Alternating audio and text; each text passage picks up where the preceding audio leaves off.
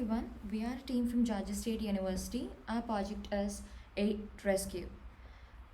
We are attending a social cause. As the pandemic is growing, patients are worried if they can get a bed space, PPE kits, food, etc. One concern about the impact of COVID 19 on hospitals is ICU capacity. Real time allocation of beds, ICUs may save lives. So, this app's primary focus is hospital management. At present, data on real-time hospital bed availability is not accessible to public. It is difficult to find a hospital bed space, and what gets even more challenging is the service request to tend to. Every second counts. A treatment without hassle and timely self-assessment can provide confidence to the user and a sense of trust for the community, which will make the rest of 2020 easy for us. How do we do it? A self-assessment is a set of questionnaire that helps to identify if user has COVID.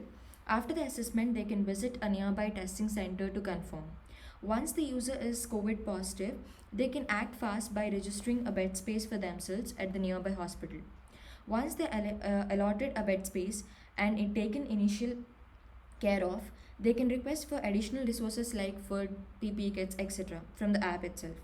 Once a request is raised, the hospital management can consolidate the requests and tend to them in the order they arrive. This keeps hospital management organized and helps the staff and patients to have their needs met with social distance practices as every request goes through the app only. Following social distancing, acting fast, and being compassionate to others, can fight against COVID. The technology stack that we have used, we have built an Android app. We have used Microsoft Azure Cloud and MySQL Server as a backend, and we have used Express and Node.js. Of our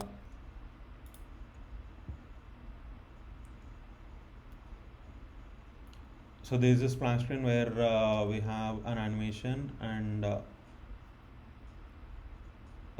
this is a questionnaire that we have talked about, and on answering these questions according to your symptoms that you experience, we either present you with two options, either to visit the nearest center or to reserve a bed based on your questionnaire. So once if he clicks reserve a bed, he'll be taken to the sign up page. So test user 20.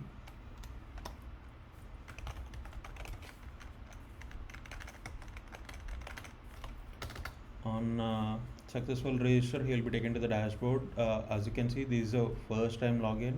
We don't have any records, but we can directly go to the hamburger menu and we can go to a new request page. So let's raise a request. So request for water, description, need 2 glasses of water, quantity 2, type normal, it's food, comments,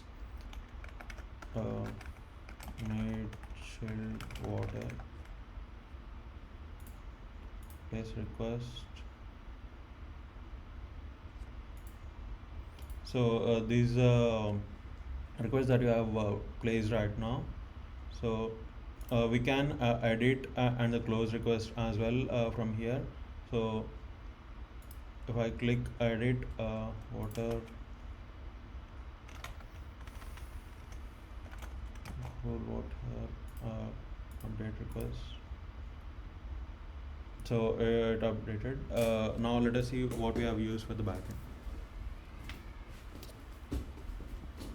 Alright, so coming to the backend, we are alright. So as we have spoken earlier, our backend is the Microsoft Azure cloud, and we've used a few services of Microsoft Azure, one of which is the SQL Server service, and another one is the web app service. That is where we have hosted our the complete backend, which backend integration that talks with our SQL Server. So this is what our app service looks like. As you can see, out of over the weekend we have made around 323 requests, and the data in and out was around 17 MB. And So this is like a basic configuration for web app, which we have used for our Android application, and this is our app URL service. And coming to the database, this is our this is the dashboard for our database. Um, we have few tables inside the database. Let's look at the table structure.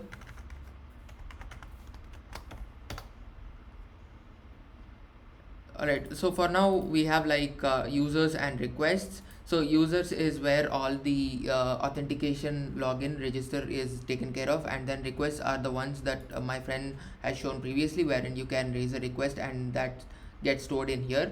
So all throughout our cloud deployment, we have used the integration, all the endpoints we have developed using Express.js and Node.js.